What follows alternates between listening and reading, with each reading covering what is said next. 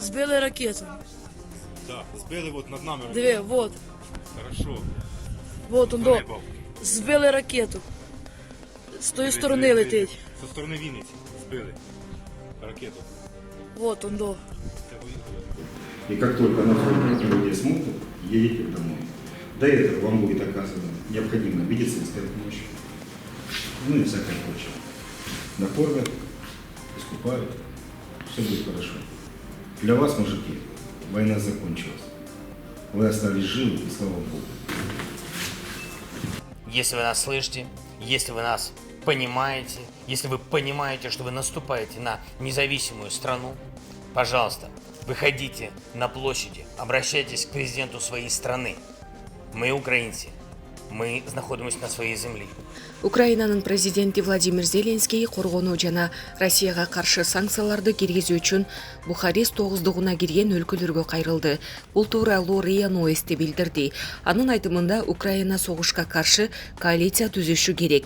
Эске салсак, Бухарест тогуздугу Борбордук жана Чыгыш Европанын 9 өлкөсүнүн бирикмеси. Ага Болгария, Венгрия, Эстония, Литва, Латвия, Польша, Румыния, Словакия жана Чехия кирет. Ассоциация НАТОнун чыгыш тарабындагы өлкөлөрүнүн ортосундагы аскердик кызматташтыкты тереңдетүү максатында түзүлгөн. Булак медиа центр кечи. Зеленский бир суткада 137 адам каза болду. Змеиний аралын коргогон бардык аскерлер өлтүрүлгөн. Бир суткада 137 адам каза болду. Бул тууралуу Украинанын президенти Владимир Зеленский өзүнүн кайрылуусунда билдирди. Анын айтымында Украина аскерлери баатырларча күрөшүп жатат. Украина ички иштер министрлиги өлкөнү коргоо үчүн курал сураган 10 миңден ашык адамга курал берген. Бир суткада 137 Украина жараны каза болду. 316 адам жаракат алды. Ал эми Змеиний аралын коргогон бардык аскерлер каза болгон деди президент. Зеленский Россияга каршы Европа жана АКШ жардам бербесе, согуш аларга да барарын эскертти. Булак медиа центр кежи. Европа өлкөлөрү да АКШда Россия менен согушууну каалабайт. Мындай пикирин Франциянын коргоо министри Флоранс Парли билдирген. Бул тууралуу РИА Новости агенттиги жазды. Анын айтымында азыркы учурда Европа өлкөлөрү жана АКШ маселенин тынчтык жолу чечилишине кызыктар жана Россия менен согушууну каалабайт.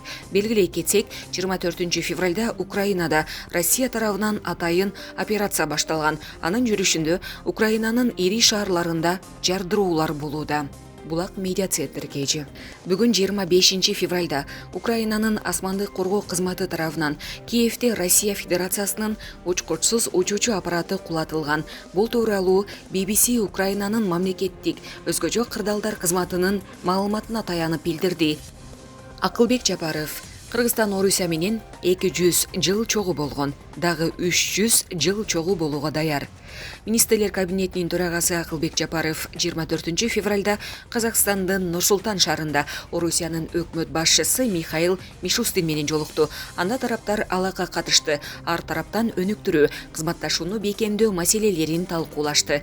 Орусия менен Кыргызстан үчүн бул өзгөчө жыл. Мартта биз дипломатиялык алакка катышыбыздын 30 жылдыгын белгилейбиз. Орусия Кыргызстан менен көп кылымдык достукка негизделген стратегиялык өнөктөштүгүн аздектейт, деди Мишустин.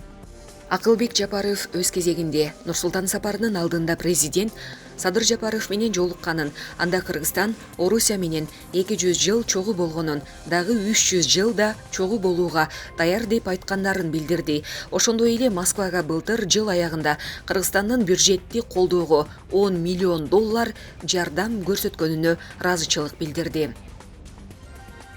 Прошлый год задал тренд на восстановление экономической активности, и наши экономики начали оправляться от пандемийного кризиса.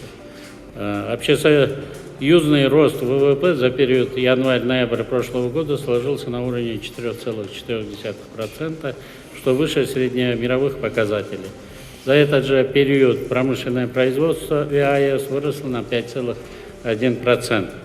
Объем внешней торговли с третьими странами вырос на 34,3%, в том числе экспорт товаров на 42,5%. Объем взаимной торговли вырос почти на треть, а рост объемов экспорта отмечается во всех государствах-членах ЕАЭС. восстановление экономической активности – результат наших совместных действий.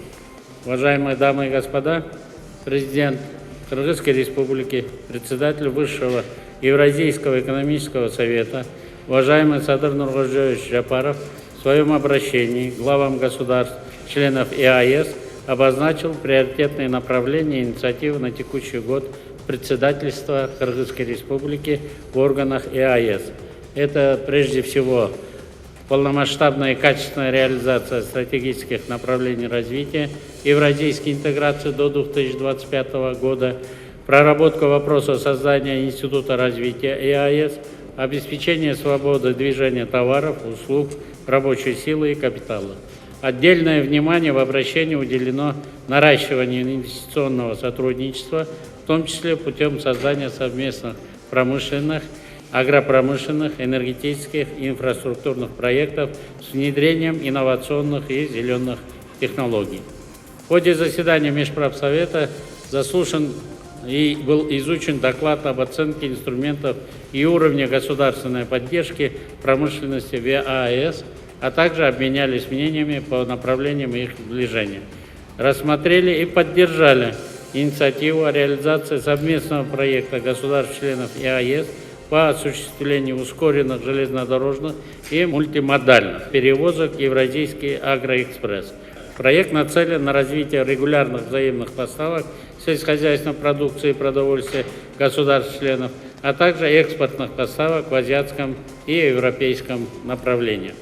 Сегодня мы с главами правительств заслушали информацию о реализации соглашений о применении в ЕАЭС навигационных пломб для отслеживания перевозок и приняли решение об ускорении ратификации данного соглашения и организации дальнейшей работы по его реализации, а также рассмотрели доклад о ходе реализации соглашений о механизме прослеживаемости товаров, ввезенных на таможенную территорию ЕАЭС.